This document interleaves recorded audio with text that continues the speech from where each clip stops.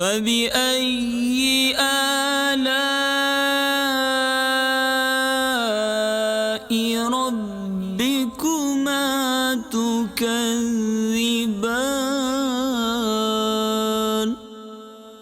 ترجمہ کنز ایمان، تو اپنے رب کی کون سی نعمت جھٹلاؤ گے؟ الحمدللہ رب العالمین، والصلاة والسلام علی سید المرسلین، اما بعد، فاعوذ باللہ من الشیطان الرجیم، بسم اللہ الرحمن الرحیم۔ الصلاة والسلام علیک یا رسول اللہ، وعلی آلک واصحابک یا حبیب اللہ۔ الصلاة والسلام علیک یا نبی اللہ، وعلی آلک واصحابک یا نور اللہ۔ میٹھے میٹھے اسلامی بھائیوں اور مدنی چینل کے ناظرین،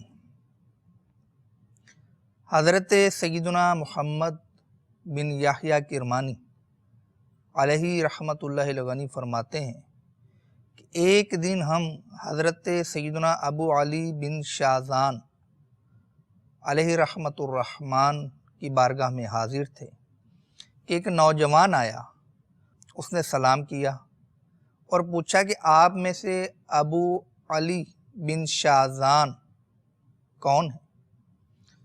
ہم نے آپ کی طرف اشارہ کر دیا۔ اس نوجوان نے کہا کہ اے شیخ، میں نے خواب میں سید دو عالم صلی اللہ تعالی علیہ وآلہ وسلم کی زیارت کا شربت پیا ہے۔ حضور نبی کریم رؤوف الرحیم صلی اللہ تعالی علیہ وآلہ وسلم نے مجھے حکم فرمایا ہے کہ علی بن شاذان کے متعلق معلومات حاصل کرو، جب تمہاری ان سے ملاقات ہو تو میری طرف سے ان کو سلام کہنا۔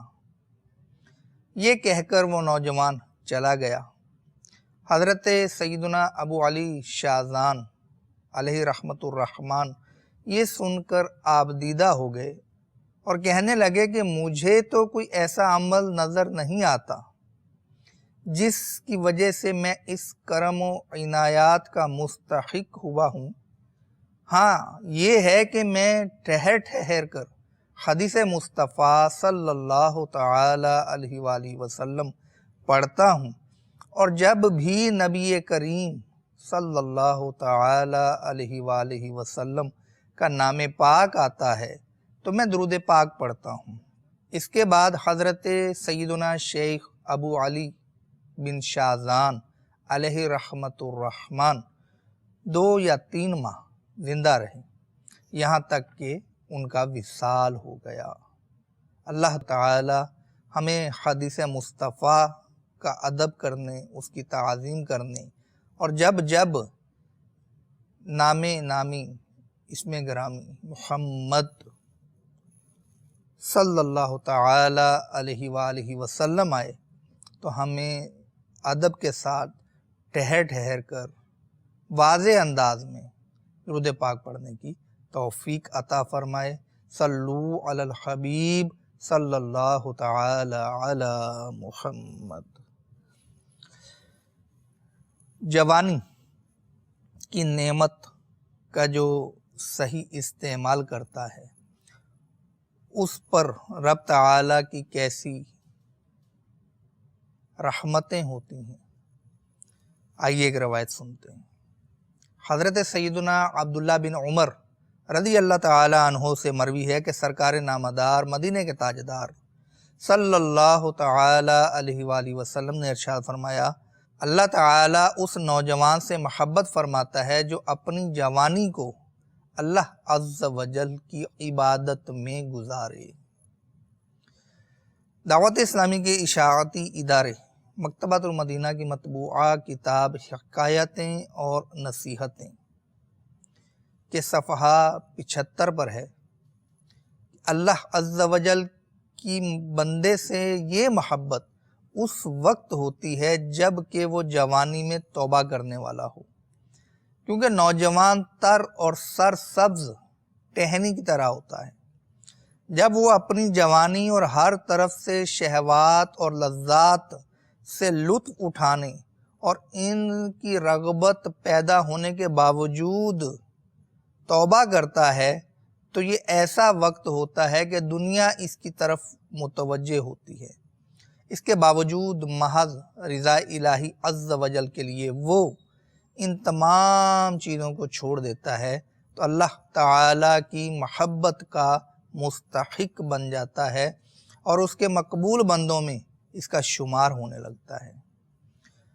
منقول ہے کہ ایک نوجوان جب توبہ کر کے اللہ عز و جل کی طرف رجوع کرتا ہے تو اس کے لیے زمین و آسمان میں 70 قندیلیں روشن کی جاتی ہیں اور ملائکہ صف بستہ ہو کر بلند آواز سے تسبیح و تقدیس کرتے ہوئے اس کو مبارکباد دیتے ہیں۔ جب ابلیس یعنی شیطان اس کو سنتا ہے تو کہتا ہے کیا خبر ہے؟ تو آسمان سے ایک منادی یعنی ندا کرنے والا، آواز دینے والا آواز دیتا ہے کہ ایک بندے نے رب عز و جل سے صلح کر لی ہے۔ تو ابلیس ملعون یہ سن کر اس طرح پگھلتا ہے جس طرح نمک پانی میں گھل جاتا ہے۔ میٹھے میٹھے اسلامی بھائیوں، نوجوانی کی توبہ یہ واقعی سعادت مندی کی بات ہے کہ جوانی میں تمام تر خواہشات عروج پر ہوتی ہیں، لذات حاصل ہونا بہت سہل ہوتا ہے، شہوات ارد گرد بکھری پڑی ہوتی ہیں، لیکن ان سب سے دامن چھڑا کے، ان سے نظریں بچا کے اپنے مالک، اپنے پروردگار کی بارگاہ میں رجوع کرنا، اس کی بارگاہ میں توبہ کرنا، اس کی بارگاہ میں عبادت کرنا، یہ کس قدر پسندیدہ عمل ہے اور ابلیس کو نوجوان کی توبہ سے کتنی تکلیف ہوتی ہے ابھی آپ نے سنا۔ شاید یہی وجہ ہے کہ وہ طرح طرح کے ہیلے بہانے سجھا کر نوجوانوں کو توبہ سے باز رکھنے کی کوشش کرتا ہے کہ ابھی تو تم نوجوان ہو، بعد میں توبہ کر لینا، ابھی تو مزے لوٹنے کے دن ہیں، بعد میں راہ راست پہ آ جانا۔ تو میٹھے میٹھے اسلامی بھائیوں، کتنے ہی بوڑھے آپ کو ایسے ملیں گے جنہوں نے شاید جوانی میں ایسا سوچا ہو کہ ہم بھی جب جوانی گزار لیں گے تو توبہ کر لیں گے، لیکن وہ شہوات اور لذات کہ ایسے رسیا ہوئے، وہ گناہوں کی لذت میں ایسے منہمک ہوئے کہ پھر انہیں توبہ کا ہوش نہیں رہا۔ کہیں آپ بھی ایسوں میں شامل نہ ہو جائیں، اور پھر اس بات کی کیا گارنٹی ہے کہ ہمیں جوانی پوری گزارنے کا موقع ملے گا، اس جوانی میں موت نہیں آئے گی؟ کیا دنیا میں صرف بوڑھے ہی مرتے ہیں؟ نہیں، جوان بھی مرتے ہیں، بچے بھی مرتے ہیں۔ اس لیے کر لے توبہ، رب کی رحمت ہے بڑی، قبر میں ورنہ سزا ہوگی کڑی۔ ڈھل جائے گی یہ جوانی جس پہ تجھ کو ناز ہے، تو چاہے جتنا بھی بجا لے 4 دن کا ساز ہے۔ تو میرے میٹھے میٹھے اسلامی بھائیوں، ہمیں چاہیے کہ اپنی جوانی کو عبادت میں گزاریں، اور اس روایت میں جو فضیلت بیان ہوئی کہ جوانی میں عبادت کرنے والا اللہ تبارک و تعالی کا پیارا بن جاتا ہے۔ ایک اور شاندار فضیلت سنیے جوانی میں عبادت کرنے کی۔ چنانچہ رسول بے مثال بی بی آمینہ کے لال صلی اللہ تعالی علیہ وآلہ وسلم نے ارشاد فرمایا کہ اللہ عز و جل اس بندے کو معذور رکھتا ہے جس کی موت پیچھے کر دی گئی حتیٰ کہ اسے 60 سال تک پہنچایا۔ مفسر شہیر حکیم الامت مفتی احمد یار خان نعیمی علیہ رحمت اللہ الغنی اس حدیث پاک کے تحت مختلف مطالب میں سے ایک مطلب لکھتے ہوئے فرماتے ہیں، یعنی جو بوڑھا آدمی بڑھاپے کی وجہ سے زیادہ عبادت نہ کر سکے مگر جوانی میں بڑی عبادتیں کرتا رہا ہو تو اللہ تعالیٰ اسے معذور قرار دے کر اس کے نامہ اعمال میں وہی جوانی کی عبادت لکھتا ہے۔ تو میرے میٹھے میٹھے اسلامی بھائیوں، آج اگر جوانی عبادت میں گزاری ہوگی، کل بڑھاپے میں اگر عبادت کما حق ہو ویسی نہ کر سکے جیسی جوانی میں کرتے ہیں، اور یہ تو فطری سی بات ہے کہ جوانی میں اعضاء مضبوط ہوتے ہیں، بڑھاپے میں اعضاء کمزور ہو جاتے ہیں، بڑھاپے میں جسم گھلنا شروع ہو جاتا ہے اور انسان کی طاقت پھر روبہ زوال ہوتی ہے، یعنی نیچے آنا شروع ہو جاتی ہے۔ تو جوانی میں عبادت کرنا سہل ہو، موقع بھی میسر ہو، اور پھر کوئی عبادت نہ کرے اور اپنی جوانی کو نہ کرنے کے کاموں میں ضائع کرتا رہے، اس سے بڑا نادان کون ہے؟ میٹھے میٹھے اسلامی بھائیوں، یقیناً آپ نادان نہیں بننا چاہیں گے۔ ہم میں سے کوئی بھی نادان کا ٹائٹل اپنے ماتھے پر نہیں سجانا چاہے گا، تو پھر ہم یہ نادانی کیوں کریں؟ ہم شیطان کے ہاتھوں میں کیوں کھیلیں؟ تو کیوں نہ اپنی جوانی کو رب تعالیٰ کی عبادت میں گزاریں، رب تعالیٰ کی نافرمانی سے بچتے ہوئے گزاریں۔ سرکار نامدار مدینے کے تاجدار صلی اللہ تعالیٰ علیہ وآلہ وسلم فرماتے ہیں کہ 7 باتوں کے آنے سے پہلے اعمال میں جلدی کرو۔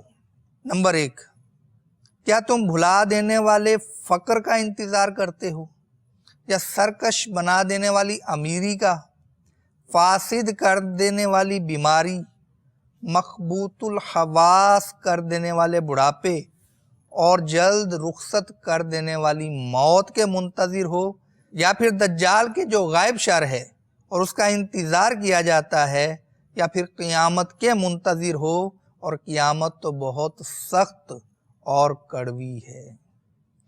اس حدیث پاک میں بھی اس مخبوط الحواس بڑھاپے کا انتظار نہ کرنے کی نصیحت کی گئی۔ جوانی کے اندر نگاہ بھی صحیح دیکھتی ہے، نظر کمزور کم ہوتی ہے، سنائی بھی صحیح دیتا ہے، بولنے میں بھی اتنا مسئلہ نہیں ہوتا، لیکن بڑھاپے میں یہ سارے اعضاء کمزور ہوتے چلے جاتے ہیں۔ چنانچہ بڑھاپے میں سماعت کی قوت عموماً کم ہو جاتی ہے، بصارت عموماً ساتھ چھوڑنے لگتی ہے، بولنے کی قوت کم ہو جاتی ہے کہ آواز لرزنے لگتی ہے، تھوڑا سا بندہ بولے تو تھک جاتا ہے، تھوڑا سا چلے تو تھک جاتا ہے۔ ہمیں چاہیے کہ اپنی جوانی سے فائدہ اٹھائیں۔ میرے میٹھے میٹھے اسلامی بھائیوں، یہ جوانی میں جب عبادت پر دل مائل نہ ہوا، اس جوانی نے عبادت پر کمر بستہ ہونے میں ہمارا ساتھ نہیں دیا۔ آج ہمیں تھکن بھی کم ہوتی ہے، لیکن ہم کس انتظار میں ہیں؟ بڑھاپے کے انتظار میں، تاکہ ہم جب بڑھاپے میں پہنچیں گے تو پھر ہم یہ لذات اور یہ جناب شہوات سے کنارہ کش ہو جائیں گے۔ یہ آپ کی غلط فہمی ہے۔ بڑھاپے میں مال کی حرص بڑھ جاتی ہے، جی ہاں، کہ 2 حریص کبھی سیر نہیں ہوتے، یعنی ان کا جی نہیں بھرتا، ایک علم کا حریص اور دوسرا مال کا حریص، اور یہ بڑھاپے میں بھی جاری رہتی ہے۔ کتنے ہی بوڑھے ایسے ہوں گے جنہوں نے مال کی حرص ایسی پالی ہوئی ہے کہ بڑھاپے میں تو زیادہ مال گنتے ہیں، اور جنہوں نے معاذ اللہ گناہوں کی عادت ڈال لی، تو کیا خیال ہے جو آج عادت ڈلی گانے سننے کی، معاذ اللہ فلمیں ڈرامے دیکھنے کی، کل جیسے ہی آپ بڑھاپے کی دہلیز کو چھوئیں گے، 30 یا 40 برس کی عمر جب گزار لیں گے آپ، اس کے بعد جب آپ بڑھاپے کی طرف اپنا سفر شروع کریں گے، تو اس وقت کیا آپ کا نفس، کیا شیطان ایک دم سے ہمیں نیک بننے کی طرف جانے دے گا؟ میرے میٹھے میٹھے اسلامی بھائیوں، اس غلط فہمی کو اپنے ذہن سے نکال دیجئے کہ ہم بڑھاپے میں عبادت کر لیں گے۔ ابھی جوانی میں عبادت کا جی نہیں کرتا تو بڑھاپے میں کہاں کرے گا؟ بڑھاپے میں تو چلنا دوبھر ہو جاتا ہے۔ آج جوانی میں چلنا آسان تو مسجد کے لیے جانا آپ کو دشوار محسوس ہوتا ہے، تو کل بڑھاپے میں آپ کو تو بستر ہی نہیں چھوڑے گا۔ پھر آپ کہیں گے کہ اب ہم بوڑھے ہو گئے، ہم کیسے چل کے جائیں مسجد میں؟ تو یقیناً یہ نفس کے حیلے بہانے ہیں۔ ان حیلے بہانوں کو پہچانیے اور اپنی جوانی عبادت میں صرف کیجیے۔ شفیع روز شمار، دو عالم کے مختار صلی اللہ تعالی علیہ وآلہ وسلم نے ارشاد فرمایا کہ قیامت کے دن بندہ اس وقت تک قدم نہیں اٹھا سکے گا جب تک کہ اس سے 5 چیزوں کے بارے میں سوال نہ کر لیا جائے۔ نمبر 1، عمر کن کاموں میں گزاری۔ نمبر 2، جوانی کن کاموں میں صرف کی۔ نمبر 3، مال کہاں سے کمایا، اور نمبر 4، کہاں خرچ کیا۔ نمبر 5، اور اپنے علم پر کہاں تک عمل کیا۔ اس کی شرح میں میرات المناجی میں ہے کہ قیامت کے دن 5 چیزوں کا حساب دیے بغیر انسان بارگاہ الہی سے ہٹ نہیں سکتا۔ اگر 5 میں رہ گیا تو سزا کا مستحق ہو گیا، اگر ان سے نکل گیا تو جنت میں پہنچے گا۔ مفتی صاحب مزید لکھتے ہیں کہ اگرچہ جو عمر کا سوال ہے نا کہ عمر کن کاموں میں گزاری، اس میں جوانی بھی آ گئی تھی، لیکن چونکہ جوانی میں نیک اور بد اعمال زیادہ کیے جا سکتے ہیں کہ اس وقت ساری قوتیں اپنے عروج پر ہوتی ہیں، اس لیے جوانی کے متعلق خاص سوال ہوگا۔ اس لیے حدیث پاک میں ارشاد ہوا کہ جو جوانی میں عبادت کرے وہ عرش الہی کے سائے میں ہوگا۔ تو میرے میٹھے میٹھے اسلام بھائیو، جوانی میں عبادت کرنا، جوانی میں رب عز و جل کی بارگاہ میں رجوع کر لینا، توبہ کر لینا، یہ بہت ہی قابل رشک بات ہے۔ ایک بہت ہی ایمان افروز اور دلچسپ حکایت سنتے ہیں۔ چنانچہ توبہ سے پہلے حضرت سیدنا عتبہ غلام رحمت اللہ تعالی علیہ کی فتنہ انگیزی اور شراب نوشی کی داستانیں مشہور تھی۔ ایک دن آپ حضرت سیدنا حسن بصری علیہ رحمت اللہ القوی کی مجلس میں آئے۔ اس وقت آپ رحمت اللہ تعالی علیہ سورہ حدید کی آیت نمبر 16، کیا ایمان والوں کو ابھی وہ وقت نہ آیا کہ ان کے دل جھک جائیں اللہ کی یاد کے لیے، آپ اس کی تفسیر بیان فرما رہے تھے، اور آپ رحمت اللہ تعالی علیہ نے اس کی ایسی تشریح کی کہ لوگ رونے لگے۔ اس دوران ایک جوان مجلس میں کھڑا ہو گیا اور کہنے لگا کہ حضرت، کیا مجھ جیسا فاسق و فاجر اگر توبہ کر لے تو اللہ تعالیٰ قبول فرمائے گا؟ تو آپ رحمت اللہ تعالیٰ علیہ نے فرمایا کہ ہاں، اللہ تعالیٰ تیرے گناہوں کو معاف فرما دے گا۔ جب عتبہ غلام نے یہ بات سنی تو ان کا چہرہ بھی زرد پڑ گیا اور کانپتے ہوئے چیخ مار کے بے ہوش ہو گئے، اور جب انہیں ہوش آیا تو حضرت حسن بصری علیہ رحمت اللہ القوی نے ان کے قریب آ کر یہ شعر پڑھے۔ ان کا ترجمہ کچھ یوں ہے کہ اے اللہ تعالیٰ کے نافرمان نوجوان، تو جانتا ہے کہ نافرمانی کی سزا کیا ہے؟ نافرمانوں کے لیے پرشور جہنم ہے، اور حشر کے دن اللہ تعالیٰ کی سخت ناراضی ہے۔ اگر تو نارے جہنم پر راضی ہے تو بے شک گناہ کرتا رہ، ورنہ گناہوں سے رک جا۔ تو نے اپنے گناہوں کے بدلے اپنی جان کو رہن رکھ دیا ہے، اس کو چھڑانے کی کوشش کر۔ عتبہ نے پھر چیخ ماری اور بے ہوش ہو گئے۔ جب ہوش آیا تو کہنے لگے، یا شیخ، کیا مجھ جیسا بدبخت اگر توبہ کرے تو کیا رب رحیم قبول کرے گا؟ تو آپ رحمت اللہ تعالی علیہ نے کہا کہ درگزر کرنے والا رب عز و جل اپنے ظالم بندے کی توبہ قبول فرما لیتا ہے۔ اس وقت عتبہ نے سر اٹھایا اور 3 دعائیں کی۔ نمبر 1، یا اللہ، اگر تو نے میرے گناہوں کو معاف اور میری توبہ کو قبول کر لیا ہے تو ایسے حافظے اور عقل سے میری عزت افزائی فرما کہ میں قرآن مجید اور علوم دین میں سے جو کچھ سنوں اسے کبھی فراموش نہ کروں۔ نمبر 2، اے اللہ، عز وجل مجھے ایسی آواز عنایت فرما کہ میری قرأت کو سن کر سخت سے سخت دل بھی موم ہو جائیں۔ اور تیسری دعا یہ مانگی کہ اے اللہ عز وجل مجھے رزق حلال عطا فرما اور ایسے طریقے سے دے جس کا میں تصور بھی نہیں کر سکتا۔ تو یہ 3 دعائیں جب کیں تو اللہ تعالیٰ نے ان کی تینوں دعائیں قبول فرما لی، اور ان کا حافظہ اور فہم و فراست اتنی بڑھ گئی کہ جب وہ تلاوت قرآن پاک کرتے تو ہر سننے والا گناہوں سے تائب ہو جاتا، اور ان کے گھر میں ہر روز شوربے کا 1 پیالہ اور 2 روٹیاں پہنچ جاتی، اور کسی کو پتہ نہیں تھا کہ یہ کون رکھ کے جاتا ہے۔ اور حضرت سیدنا عتبہ غلام رحمت اللہ تعالی علیہ کی ساری زندگی میں ایسا ہی ہوتا رہا۔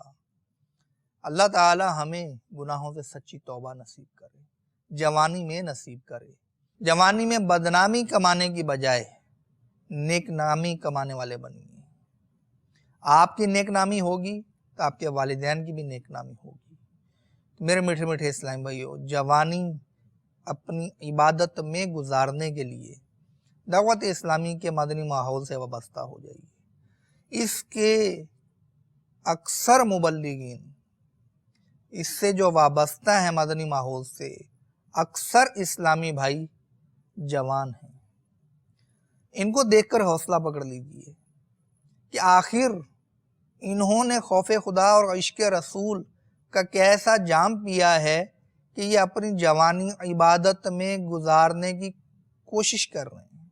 آپ بھی کوشش کیجئے، جب یہ اپنی جوانی کو عبادت کی طرف مائل کرنے کی کوشش کر سکتے ہیں تو آپ بھی کر سکتے ہیں۔ ہمت کیجئے، کوشش کیجئے، پھر دیکھیے کہ رب عز و جل کی رحمت کیسے آپ کو اپنی آغوش میں لیتی ہے۔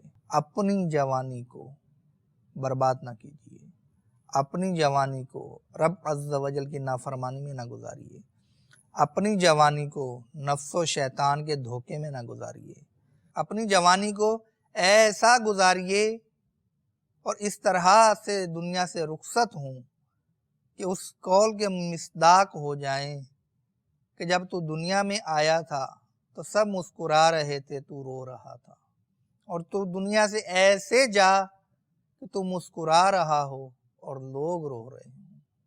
تو میرے میٹھے میٹھے اسلامی بھائیوں، یہ زندگی بھی مختصر، یہ جوانی بھی ایک دن ڈھل جائے گی۔ اس جوانی پر مان رکھ کے، اس جوانی پہ ناز رکھ کے، اس جوانی کو بنیاد بنا کر رب عز و جل کی نافرمانی نہ کیجیے۔ آئیے دعوت اسلامی کے مدنی ماحول سے وابستہ ہو جائیے۔ ایک نیک نام زندگی آپ کی منتظر ہے۔ اللہ تبارک و تعالی ہمیں اپنی جوانی کی نعمت کا صحیح استعمال کرنے کی توفیق عطا فرمائے۔ آمین بجاہ النبی الامین صلی اللہ تعالی علی محمد، صلو علی الحبیب صلی اللہ تعالی علی محمد۔ فبأي آلاء ربكما تكذبان۔